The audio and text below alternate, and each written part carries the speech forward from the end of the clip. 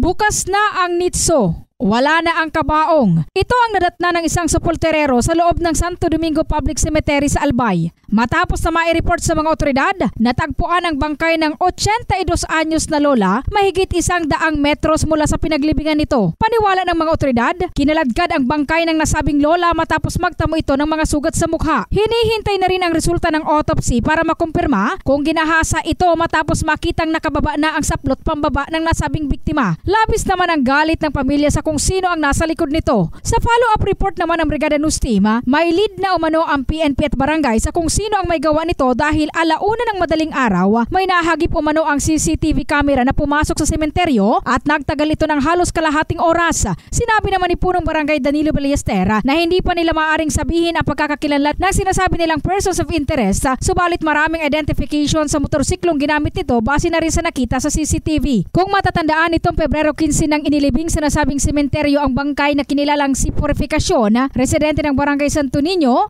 at kahapon lamang nang madiskubre ng sepulturero ang kalagayan nito. Samantala kanina ay muli nang nailibing ang bangkay habang nanawagan naman ang pamilya nito na maipakremate na lang ito upang hindi na maulit pa ang insidente. In the heart of changing lives, ito si Brigada Julie Rodriguez Beliena ng Brigada News FM Philippines, the Music and News Authority.